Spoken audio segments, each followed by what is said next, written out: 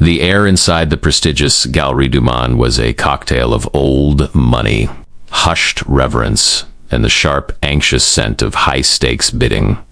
It was the annual rare artifacts auction, the event where the world's elite came to discreetly trade history and culture. The lighting was meticulously calibrated, illuminating a priceless collection of Renaissance miniatures and ancient Greek pottery. Among the glittering crowd decked in diamonds and bespoke suits moved a single, profoundly overlooked figure, Leo. Leo was the night shift janitor. He was in his late 50s, slight, with perpetually tired eyes hidden beneath thick, unstyled hair. He wore the standard uniform, a dull, practical gray, the color of pavement dust. His daily routine was a study in anonymity. He dusted the velvet ropes, emptied the waste bins filled with expensive canap wrappers, and polished the hardwood floors that the elite treated like sacred ground. He was paid to be invisible, a role he embraced with necessary resignation. Leo had spent the past 2 years working at the gallery, not for the meager paycheck, but for access. His true passion, his life's devotion, was numismatics, the study and collection of currency, metals, and tokens. He wasn't just an enthusiast, he was an exiled expert. He had once been the chief curator of the National Museum in his home country, a man whose encyclopedic knowledge of ancient coinage was unmatched. He had been forced to flee after exposing a high-level corruption ring involving the illegal trade of artifacts, costing him his career, his collection, and his public identity. The janitor's uniform was his sanctuary, allowing him to live amongst the artifacts he loved without recognition. Tonight his eyes were fixed on Lot 14, a set of silver Greek tetradrachms from the Sicilian expedition, estimated to fetch $1.5 million. Leo knew their true historical value, but more importantly, he knew they were the very pieces stolen from his museum years ago, the theft that triggered his downfall. Recovering them was his silent, desperate mission.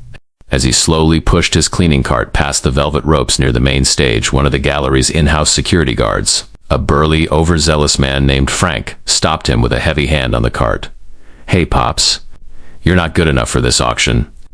"Get that garbage out of here," Frank sneered, his voice loud enough to draw glances from a nearby Russian collector. "The air conditioning unit is in the sub-basement where you belong. Don't contaminate the bidders with your cleaning chemicals." Leo managed a mumbled, heavily accented apology. "Sorry, just cleaning the spilled wine." He pointed to a faint purple stain near the wall. Frank laughed, a cold, dismissive sound. "Leave it. You'll just smear it. We'll get a professional cleaning crew in the morning.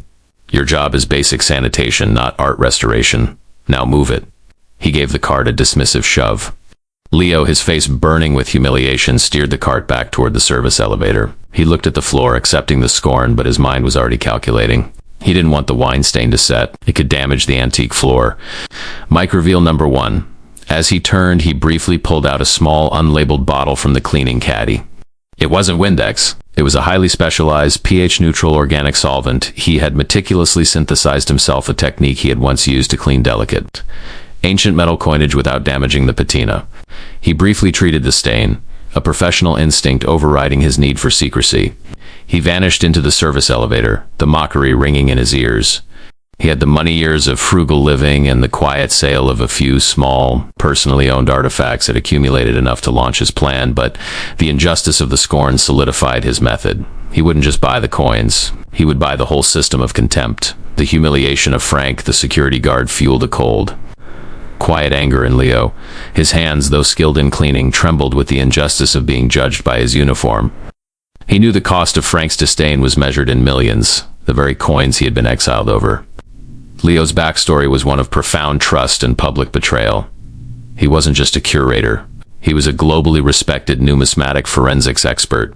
His collection, built over decades, was his legacy. 2 years ago, a consortium of wealthy, politically connected collectors conspired to steal the gallery's prized tetradrachm slot 14, the very coins Leo recognized as unique due to a specific die shift he had cataloged. When Leo reported the theft, the powerful thieves framed him, destroying his reputation and forcing him to flee his home country under an assumed name to avoid prison. He came to the Galerie du Monde because he learned the stolen coins would resurface here, offering him his one chance at quiet justice and recovery.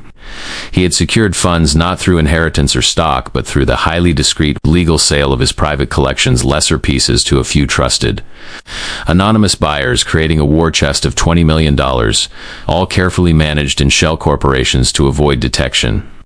He had the money to buy the coins, but he was aiming higher now. Leo spent the next few hours in the sub-basement, monitoring the gallery's internal security feeds on a discarded monitor he had hooked up in the janitor's closet. He was analyzing the bidding patterns of the key collectors interested in Lot 14. He knew their financial limits, their egos, and their desperation. The auction was set to begin at 7 p.m. At 7:30 p.m., the bidding for Lot 14 began. The tetradrachms were stunningly presented. The auctioneer, a sharp-featured, imperious woman named Ms. Thorne, began the call. The bidding quickly escalated past the initial $1.5 million estimate, soaring to $5 million, then $7 million. Leo watched the screen, calculating the precise moment of intervention. Leo needed to get back into the main gallery to make his move. He emerged from the service elevator, pushing his empty cleaning cart. Frank, the security guard, was standing guard by the main entrance. "Back already, Pops?" Frank sneered, blocking the entrance. "I told you to stay put. This is a high security time. Only bidders or gallery staff with badges are allowed. I need to clean." "The coffee spill near the stage," Leo mumbled, pointing to a non-existent spill, desperate to get near the floor's sound system. Frank laughed, loud and derisive. "Oh, the janitor wants to see the pretty pictures. Listen, old man, those collectors you're smelling, they trade more money on a napkin than you see in 10 years. You're not good enough for this auction. Now move back." Frank gave the cart another forceful shove, propelling Leo back towards the elevator. The humiliation was total. Leo's face remained impassive, but his resolve solidified. He wouldn't just buy the coins. He would buy the guard's job, the auctioneer's stage, and the gallery itself. Leo retreated, but not to the sub-basement. He found a secure, unused utility closet with a clean power source. He pulled out his own laptop, a sleek, highly customized piece of equipment he had hidden in his cart beneath a pile of rags, and a secure, encrypted mobile hotspot. He didn't have a bidder's paddle. He had a backdoor into the global banking system. The bidding for Lot 14 stalled at $8.2 million. The final two contenders, a Russian magnate and a Chinese investment firm, were clearly at their limit, waiting for the other to blink. The room was silent. Ms. Thorne raised her gavel, ready to finalize the sale. This was Leo's moment. He wasn't using the gallery's online bidding system, which required credentials. He was using a direct, high-speed, secure financial wire transfer interface he had designed himself. Micro-reveal number 3. His fingers, moments ago used for polishing brass, flew across the keyboard, executing a complex series of secure encryption protocols and an irrevocable global funds transfer, technical skill far beyond his assumed identity. A small, high-pitched alarm suddenly chirped from the auctioneer's private tableta. Sound only the auction house staff would recognize, signifying an unverified off-system transfer. Miss Thorne looked bewildered. "I apologize, ladies and gentlemen," she announced, trying to maintain her composure. "We have received an unprecedented, anonymous, and unverified wire transfer notification for an extremely large sum." She frowned, looking at the number flashing on her screen. "The number is $15 million. This bid is for the tetradrachms, Lot 14. The room gasped. $15 million was almost double the current bid. It was an impossible, aggressive escalation. Ms. Thorne slammed the gavel down to prevent any further bidding. "Sold. Lot 14 is sold to the anonymous wire transfer for $15 million. Leo quickly closed his laptop, unplugged the hotspot, and tucked the evidence back under the cleaning rags. The humiliation was avenged, the coins recovered, but his plan wasn't finished. Frank had mocked the janitor's access to the pretty pictures. Now Leo owned the prettiest picture of all, the tetradrachms. Leo returned to the server room, listening to the gallery's internal communication over the janitor's walkie-talkie channel. The entire gallery's board of directors, who were watching the auction remotely, were in complete panic. The $15 million bid was so aggressive it signaled an unexpected buyer with potentially unlimited resources. The gallery itself was carrying a heavy short-term debt, and its stock was currently leveraged against its overall assets.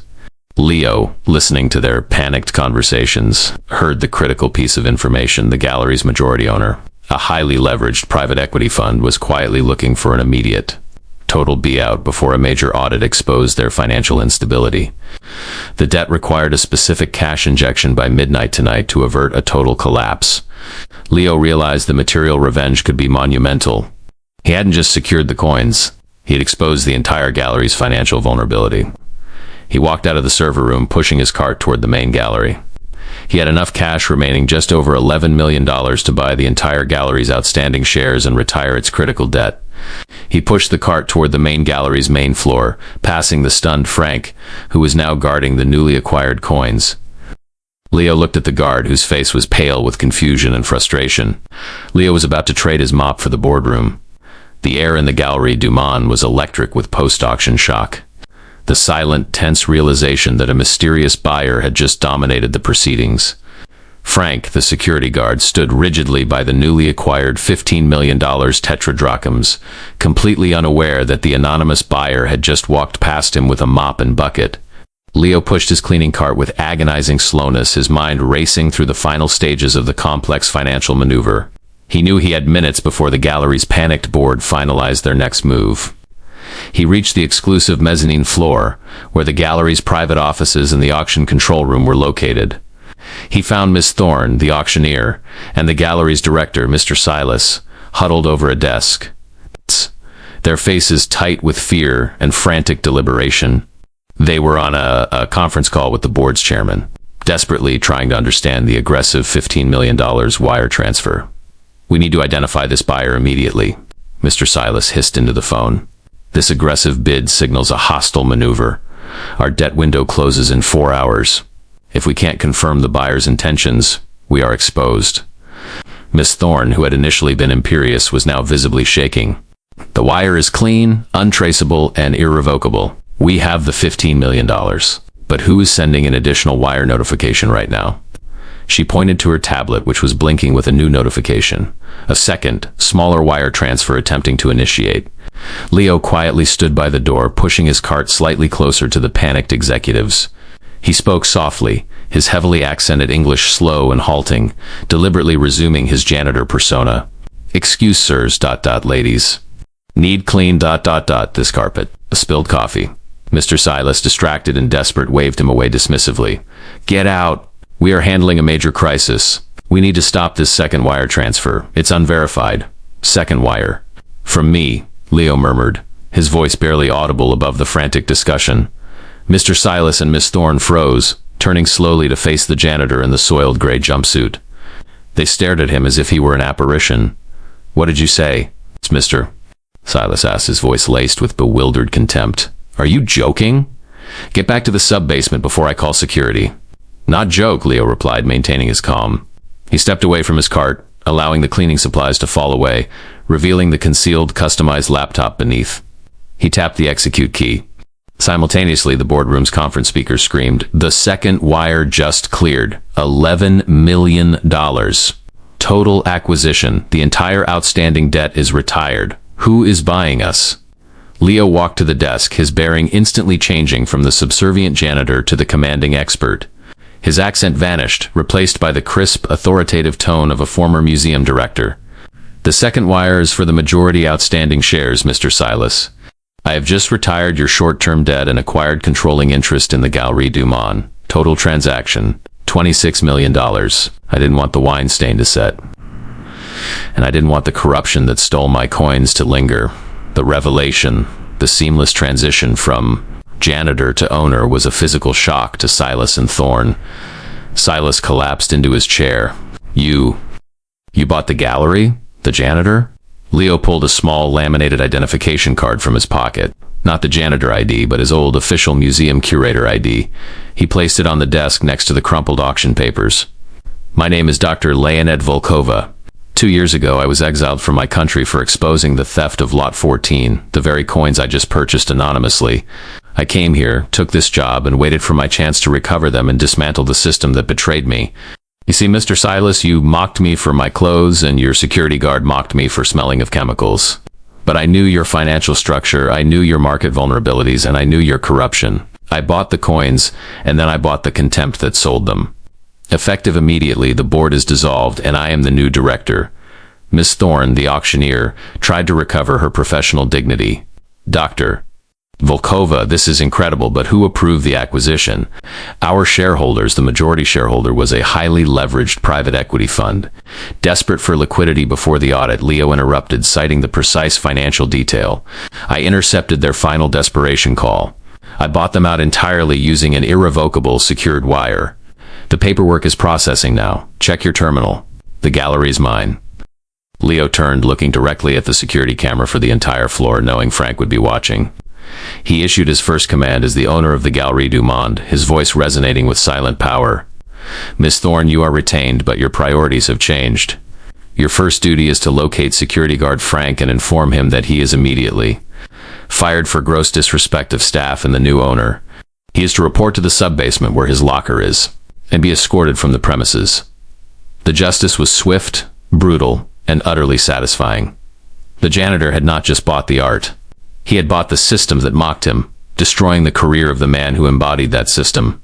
The chaos in the mezzanine office settled into a cold, shocked silence. Ms. Thorne, the auctioneer, recovered quickly, her professional instincts forcing her to acknowledge the undeniable reality of the wire transfer notification glowing on her terminal. She picked up the phone to execute the dismissal of security guard Frank. Mr. Silas, pale and defeated, could only stare at Dr. Leonid Volkova, the man whose hands were stained with floor polish, yet who had just executed a corporate coup d'etat worth Archelou million. The confrontation had ended in absolute victory for the exiled expert. Leo, or Dr. Volkova, ignored the stunned executives. He walked out of the office and down to the main gallery floor.